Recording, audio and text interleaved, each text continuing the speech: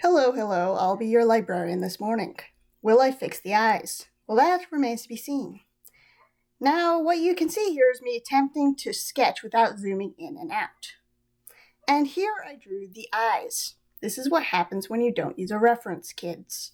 On an unrelated note, here's where I made the nose at the wrong angle, which I will fix. My intent was to have one of the ears cocked in an expression, but it turns out looking more like the ears are different shapes. And here, I fix the nose and look up a reference for the wolf's eyes. I resize them and then go about tracing over the sketch lines with a different brush and the smoothing on. I repositioned the ear fuzz and then made the inside of both ears more symmetrical. Because I usually draw gray, black, okay, I'm going to wait until I actually get to that part because I did not plan for this layer. Come on. You can do it. You can do it. Come on. Come on, come on, come on. Yeah, erase that. Resize that.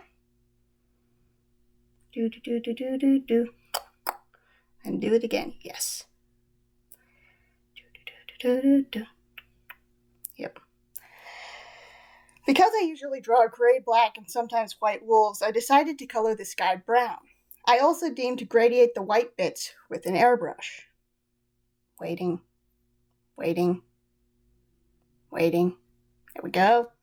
Around this point, I figured out that I drew the flat colors on the background layer. I was still able to select the flats separate from the background, and so determined to leave them on the same layer. I finished the cream and added some darker gradients before blocking in the brightest parts of the flats, changing the background back to black. There we go. And moving on to the eyes. Wolves don't have brown eyes, so I guess this was an accidental husky. The eyes aren't finished yet, just so you know. There we go, and brown. I completely finished the nose. Yeah, maybe I should finish. Yep, there we go. Finished the nose.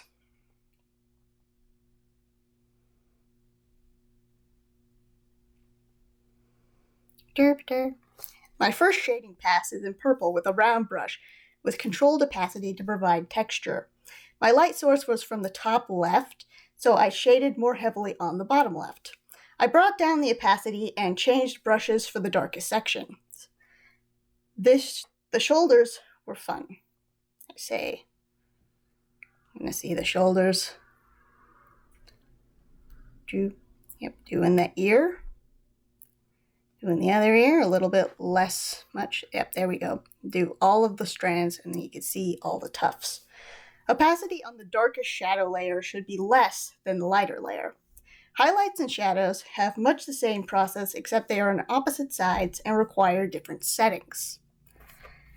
Yeah, I don't really know what the settings is. There's a thing that says normal, and then there's a thing, you click on that, and then it has different options. I added a third shadow layer to differentiate the muzzle from the face and head from the neck.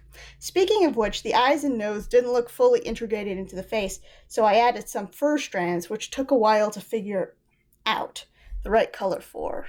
Where are my fur strands? Nope. Yep.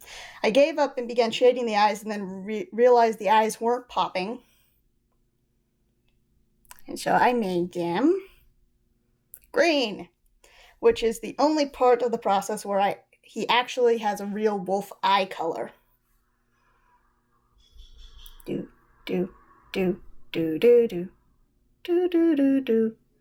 Oh wait, I did that. Wow. Finally figured out the right color for the fuzz and added some Aurora Borealis to the background. Never mind that it clashes with the pre-existing lighting.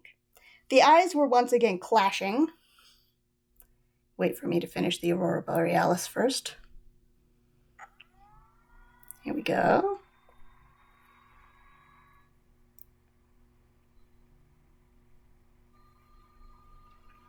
Yep. So I matched them with the background. Yeah, the eyes were once again clashing with the background. And so then I made them match the background. And I added a glow. And since the eyes are blue, that makes this definitively a husky. And my computer died. Nope, didn't. Ow. Why did the screen go black then? The eyes were a little close together, but I think I did fix them.